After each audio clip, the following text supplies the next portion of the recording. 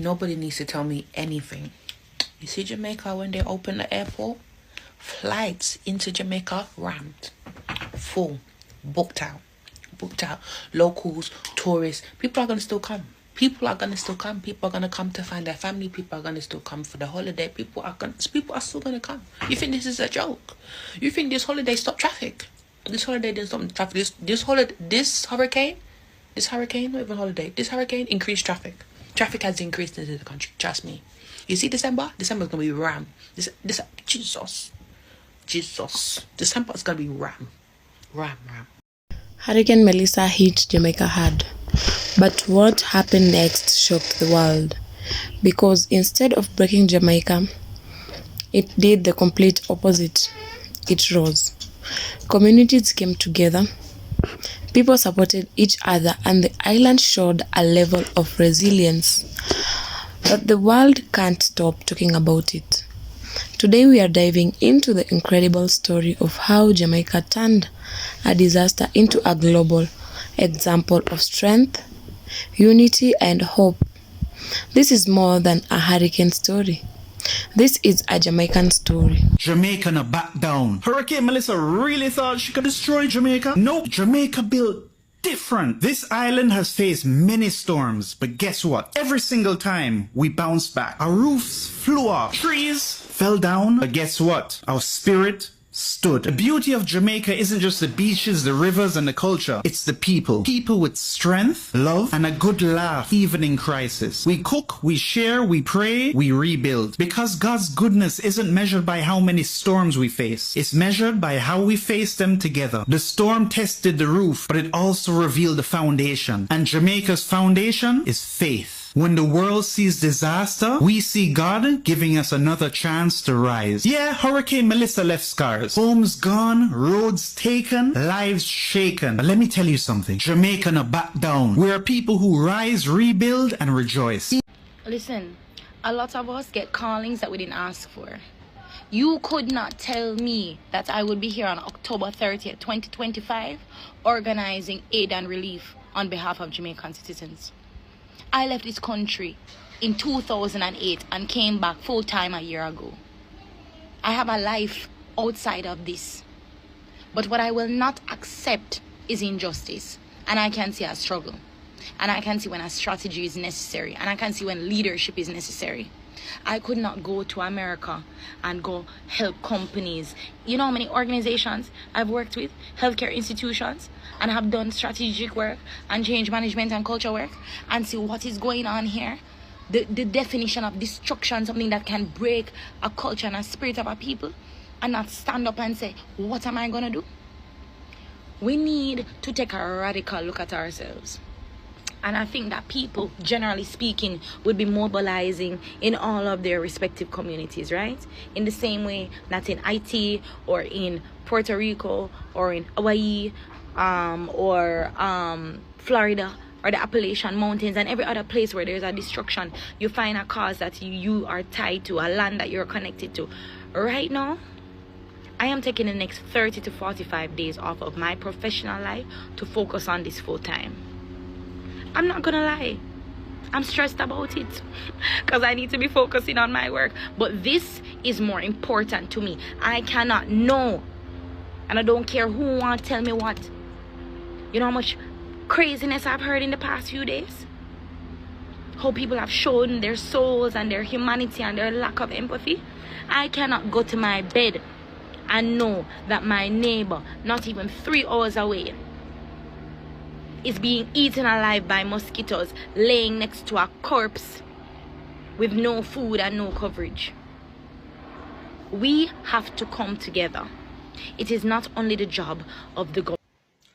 Wow, Jamaica can now breathe a sigh of relief. Hurricane Melissa is finally gone. But I want to address all of them international news media who make it seem as if Jamaica is not resilient. And I talk about, oh, after this hurricane, Jamaica is going to be flat and Jamaica got this and Jamaica got that. Paint a picture and make people in a diaspora worry and afraid about them family. We now say we not take the hurricane serious, we took it serious. But the extent of the reports where we are here come out that this hurricane is going to flatten the whole country. But let me just say, Jamaica is blessed. Jamaica is highly favored. And we believe in God, we believe in the Almighty, and guess what? No weapon formed against Jamaica shall prosper. And I hope that the news reporters, the Fox News and the BC, all kind of foreign news, can report that Jamaica serve the true and the living God. Big up to my country. Big up to God who spare us from the worst. God bless Jamaica and God bless its people. The word is love. You see the amount of people who pull up for Jamaica? Me back foot. I am so grateful. That shows how great and how loved as a people we are. And we just have to know our strength. One of the things that I've seen emanating from this crisis, which is kind of surprising, the outpouring of support for Jamaica. Where all of them a country I come from? My backside. Yo, where all of them a country I come from?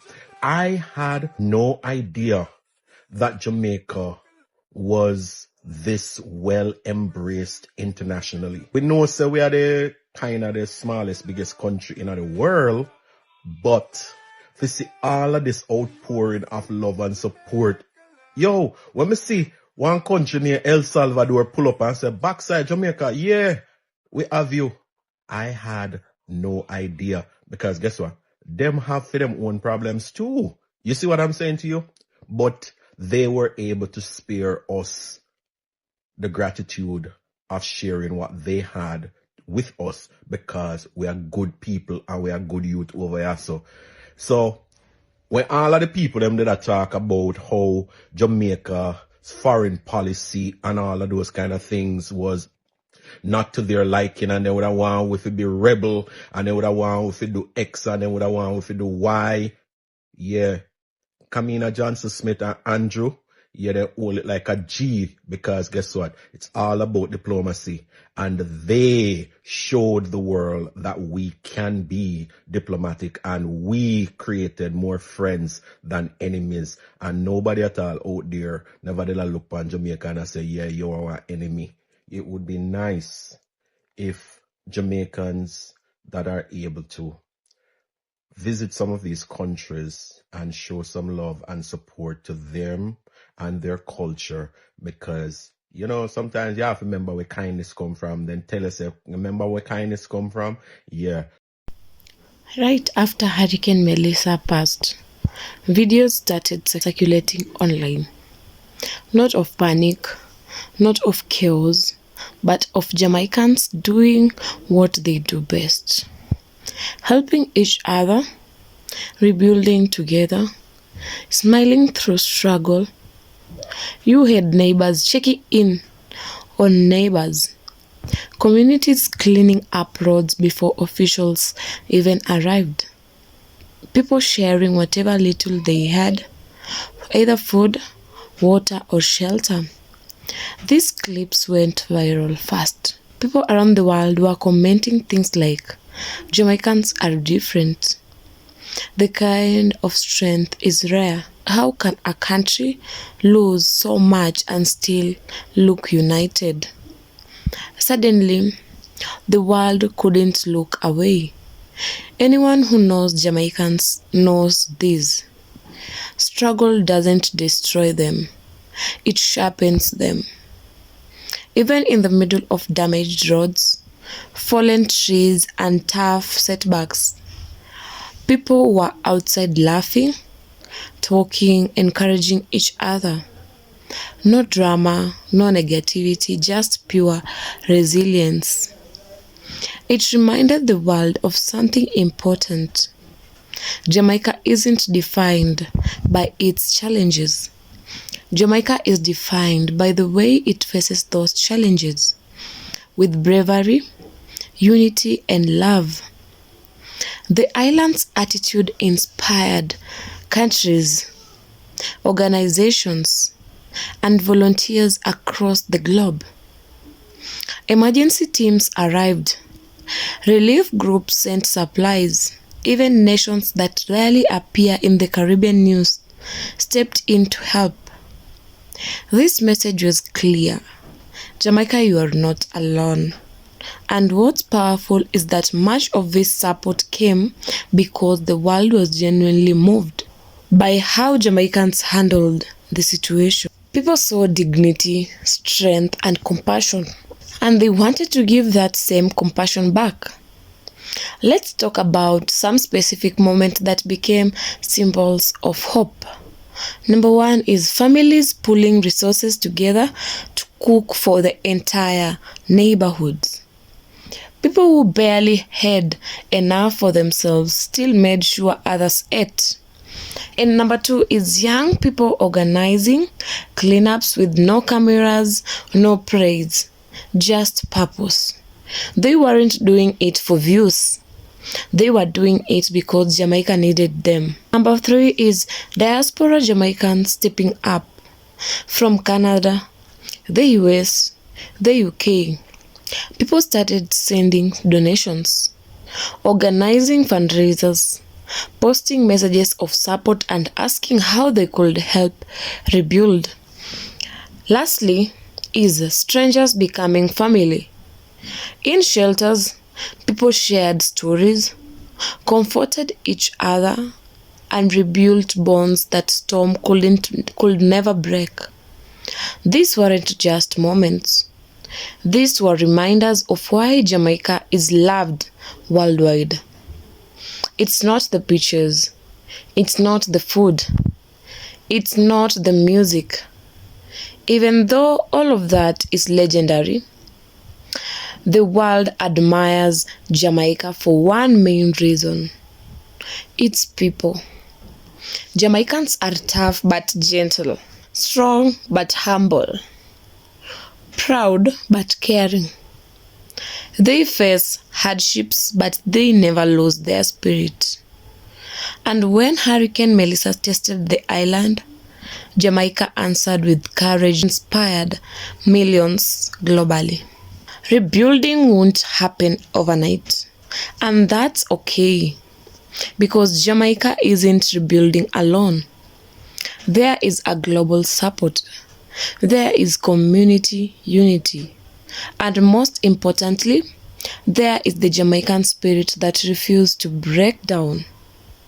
What comes next isn't just recovery. It's renewal, growth, a stronger Jamaica than before. If this video shows anything, it's this: you can shake Jamaica, but you can't break Jamaica. Jamaica is hope. Jamaica is strength. Jamaica is unity. And the world is finally giving the island the respect it has always deserved. If you are proud of Jamaica, drop a flag in the comments. And don't forget to like, subscribe, and share this video with someone who needs a little inspiration today. Respect every time.